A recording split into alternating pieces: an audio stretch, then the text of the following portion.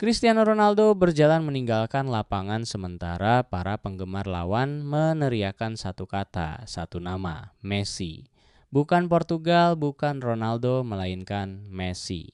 Dan tiba-tiba apa yang seharusnya menjadi hasil imbang rutin melawan Kongo berhenti terlihat seperti sebuah hasil pertandingan sepak bola dan mulai terlihat seperti sesuatu yang jauh lebih besar. Karena hal ini tidak seharusnya terjadi. Bukan di sini, bukan sekarang, bukan pada momen yang telah dibangun hampir dengan sempurna untuk Cristiano Ronaldo. Hanya beberapa hari sebelumnya, Lionel Messi telah melakukannya lagi, menampilkan performa bersejarah lainnya. Pengingat lain bahwa entah bagaimana setelah segalanya, setelah 2 dekade perdebatan dan rekor serta perbandingan yang tak ada habisnya, dia masih menghasilkan momen-momen yang orang pikir seharusnya sudah tidak ada lagi.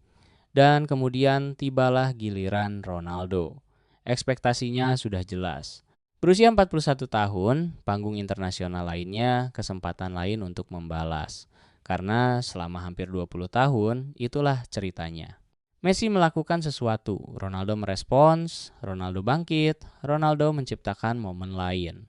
Itulah skenario yang diharapkan semua orang. Alih-alih Portugal bermain imbang 1,1 melawan tim yang telah menghabiskan puluhan tahun jauh dari perbincangan terbesar di sepak bola.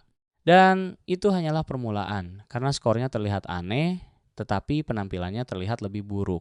Dan begitu orang-orang mulai melihat angka-angkanya, keadaan menjadi tidak nyaman dengan sangat cepat. 25 sentuhan, 3 tembakan, 0 tembakan tepat sasaran, angka harapan gol yang sangat kecil, bukan sekedar permainan yang buruk, bukan sekedar malam yang sial, melainkan sesuatu yang lain. Karena penggemar sepak bola bisa memaafkan kegagalan, memanfaatkan peluang. Mereka bisa memaafkan hasil yang buruk. Mereka bahkan bisa memaafkan seorang bintang besar yang sedang mengalami hari buruk. Namun, mereka kesulitan untuk memaafkan sesuatu yang jauh lebih berbahaya. Ketika tim mulai terlihat lebih buruk karena sang bintang besar, dan tiba-tiba orang-orang memutar ulang momen-momen dari pertandingan itu berkali-kali. Bukan gol, bukan assist, melainkan momen-momen kecil.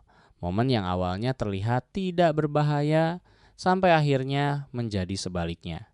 Ada satu serangan di mana Portugal unggul jumlah pemain di depan. Pertahanan lawan telah bergeser, seorang rekan setim bergerak ke ruang terbuka. Itu adalah jenis situasi yang biasanya diubah Portugal menjadi gol. Alih-alih Ronaldo menahan bola itu, lalu satu sentuhan lagi, lalu sentuhan lainnya, kemudian peluang itu pun menghilang. Kemudian hal itu terjadi lagi.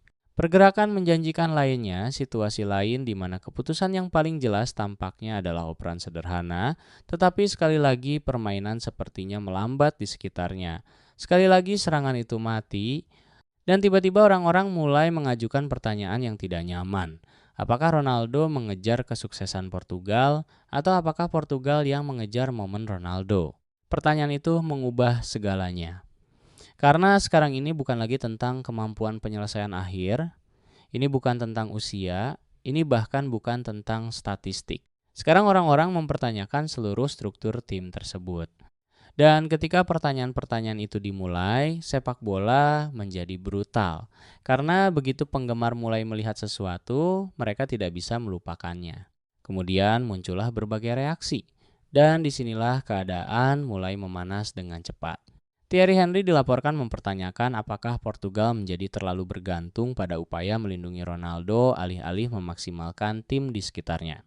Kemudian muncul komentar-komentar yang berkaitan dengan mantan pemain dan pengamat sepak bola yang mempertanyakan hal yang sama. Bukan tentang apakah Ronaldo masih hebat, tidak ada yang memperdebatkan hal itu. Perdebatannya berbeda, jauh lebih buruk. Orang-orang bertanya apakah kebesaran dari masa lalu kini menjadi tekanan di masa kini. Pikirkan betapa anehnya kedengarannya salah satu pemain terhebat dalam sejarah sepak bola menjadi masalah taktis. Itu hampir terasa mustahil. Sampai Anda mulai melihat lebih dekat karena Portugal sama sekali tidak kekurangan bakat.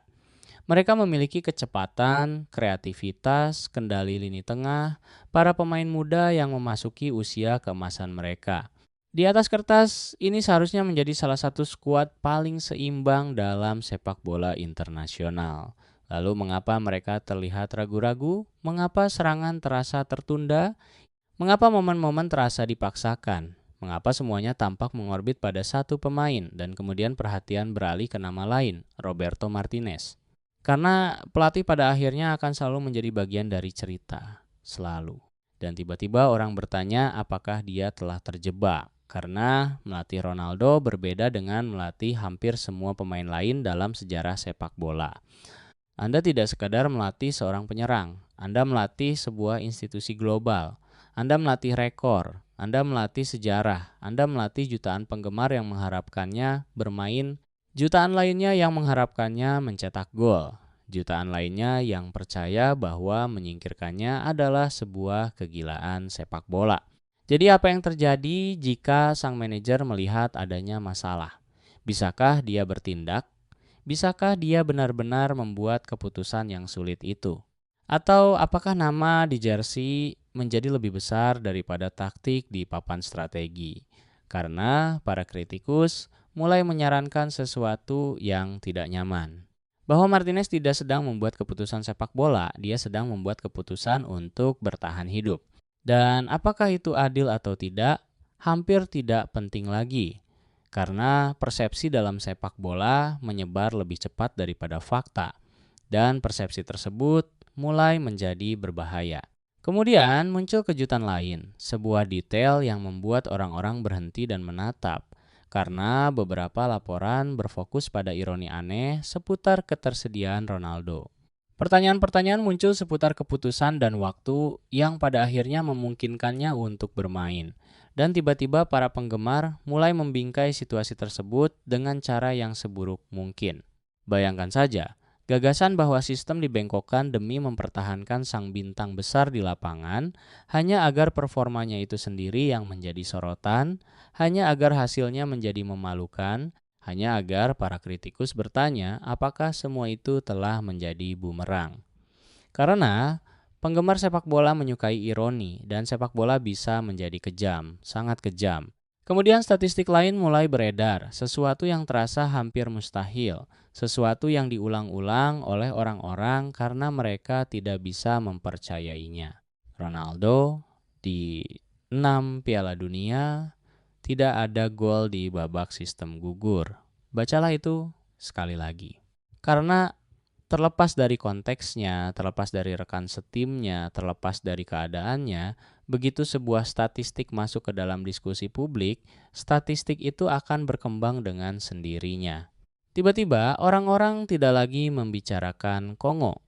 Kini mereka berbicara tentang tekanan, warisan, momen besar, sejarah, dan disitulah situasi menjadi berbahaya bagi para legenda. Karena kegagalan yang sesekali terjadi bisa dilupakan, sedangkan pola tidak bisa.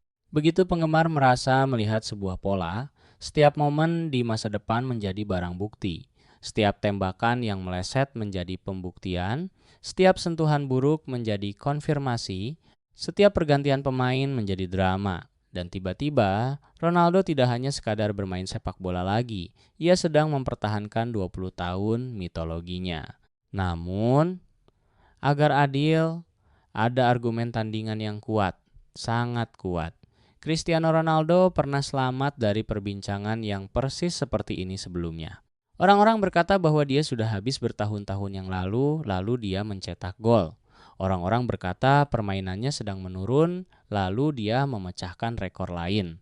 Orang-orang berkata kisahnya akan segera berakhir, lalu entah bagaimana dia menciptakan babak baru.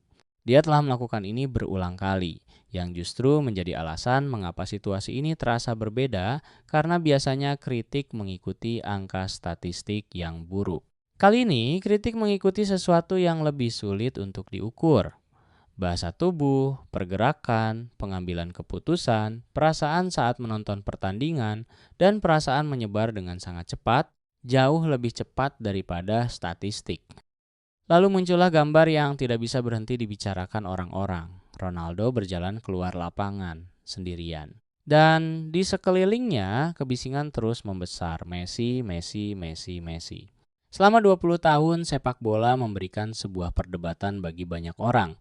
Dua raksasa yang bergerak berdampingan, dua karier yang menolak untuk dipisahkan, setiap trofi dijawab dengan trofi lainnya, setiap gol dijawab dengan gol lainnya, setiap rekor diserang oleh rekor lainnya. Namun pada akhirnya sepak bola akan merenggut sesuatu dari semua orang. Pada akhirnya sepak bola mengajukan pertanyaan yang sama, bukan siapa yang lebih hebat, bukan siapa yang menang lebih banyak, melainkan siapa yang berubah lebih cepat dari waktu itu sendiri. Karena kemungkinan yang paling tidak nyaman di sini bukanlah bahwa Ronaldo bermain buruk, bukan bahwa Portugal bermain imbang, bahkan bukan bahwa orang-orang mengejeknya, melainkan kemungkinan bahwa sepak bola sedang mendekati momen yang tidak pernah ingin dibayangkan oleh banyak penggemar. Momen di mana pertanyaan terbesarnya bukan lagi apakah Cristiano Ronaldo bisa menyelamatkan Portugal, melainkan apakah pada akhirnya Portugal memutuskan bahwa mereka perlu diselamatkan dari Cristiano Ronaldo.